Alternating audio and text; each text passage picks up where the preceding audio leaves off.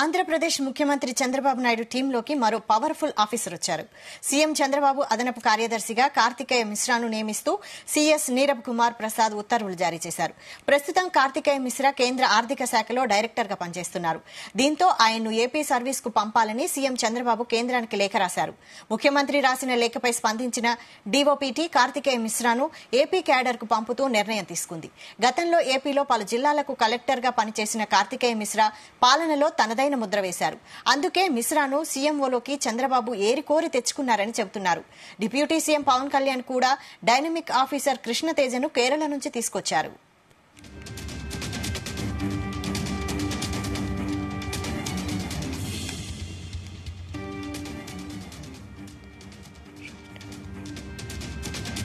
ఆంధ్రప్రదేశ్ ముఖ్యమంత్రి చంద్రబాబు నాయుడు టీంలోకి మరో powerful officer వచ్చారు. సీఎం చంద్రబాబు అదనపు కార్యదర్శిగా కార్తికేయ మిశ్రాను నియమిస్తూ సీఎస్ నీరబ్ కుమార్ ప్రసాద్ ఉత్తర్వులు జారీ చేశారు. ఇక ఇదే అంశంపై మరిన్ని అప్డేట్స్ మా ప్రతినిధి నాగేశ్వరరావు అందిస్తారు. నాగేశ్వరరావు.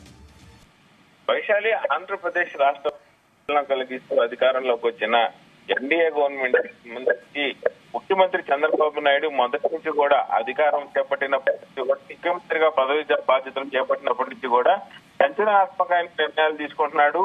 మార్పు ఆంధ్రప్రదేశ్ అభివృద్ధికి చెందిన మార్పు గాని, తనదైన శైలిలో తను తెచ్చుకున్న మార్పు గాని, అభివృద్ధి దిశగా మాత్రమే ప్రజల అభివృద్ధి, రాష్ట్ర అభివృద్ధి ధ్యేయంగానే అడుగులు ముందుకేస్తున్న చంద్రబాబు నాయుడు ఇంకొక సంచలనంగా నిలిచారు. ఏదైతే ఆంధ్రప్రదేశ్ కు సంబంధించి ఒక 10 రోజుల క్రితం రాష్ట్ర ఎన్డీఏలో కీలక పాత్ర వహిస్తున్న పవన్ కళ్యాణ్ కు సంబంధించి తేజ అనే ఒక అధికారిని తెచ్చుకున్నారు, ఐఏఎస్ అధికారిని. ఆయన ఒక సంచలన యువ ఐఏఎస్ అధికారి. దాదాపుగా తమిళనాడులో 100 కొద్ది కుటుంబాలు అనాథలైన పరిస్థితిలో కరోనా టైంలో వారికి అనాథ ఆశ్రమం కల్పించారు.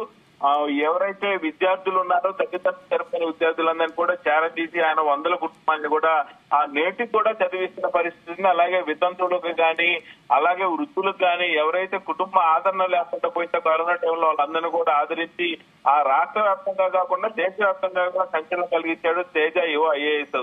అయితే పవన్ కళ్యాణ్ రూట్ లోనే చంద్రబాబు నాయుడు కూడా మరొకసారి సంచలనంగా నిలుస్తున్నారు. ఎవరైతే ఆంధ్రప్రదేశ్ ముఖ్యమంత్రి చంద్రబాబు నాయుడు ఉన్నారో ఆయనకి మరొక పవర్ఫుల్ గా అదనపు కార్యదర్శిగా వచ్చారు కార్తికేయ మిశ్రా. కార్తికేయ మిశ్రా గతంలో ఆంధ్రప్రదేశ్ లో పలు జిల్లాల్లో కలెక్టర్ గా విధులు నిర్వహించే టైంలో ఎవరికి తలవగ్గని ఐఏఎస్ అధికారిగా మంచి పేరు ప్రతిష్టలు తెచ్చుకున్నారు. తనదైన ఆ శైలిలో జిల్లాలో ప్రతి జిల్లాలో ఆయన ఎక్కడ జిల్లా చేశారో ఆ జిల్లాలో తనదైన శైలిలో ముద్ర వేస్తున్నారు.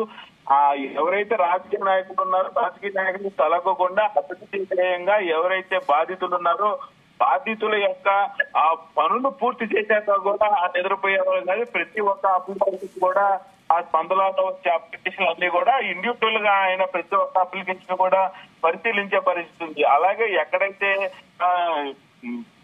వెనుకబడిన తరగతులు ఉంటారో వెనుకబడి తరగతుల్లో కూడా ప్రత్యేక శ్రద్ధతో వాళ్ళందరినీ కూడా ఆదరించి వాళ్ళ పనులు పూర్తయ్యేదా కూడా ప్రత్యేక దృష్టితో అడుగులు ముందుకేస్తా ఉంటారు కార్తికేయ మిశ్రా. ఈ నేపథ్యంలోనే ఆ వైసీపీ గవర్నమెంట్ వచ్చిన తర్వాత ఆ కేంద్ర సర్వీసులోకి వెళ్లిపోయారు రాష్ట్రం వదిలించి. ఈ నేపథ్యంలోనే మరలా ఎన్డీఏ గవర్నమెంట్ అధికారంలోకి వచ్చి ఆ చంద్రబాబు నాయుడు ముఖ్యమంత్రిగా పదవి బాధ్యతలు చేపట్టిన పిదప మరలా అదనపు కార్యదర్శిగా సీఎం చంద్రబాబు నాయుడు అదనపు కార్యదర్శిగా కార్తికేయ మిశ్రాను ప్రమోషన్ ఇస్తూ తెచ్చుకున్నారు.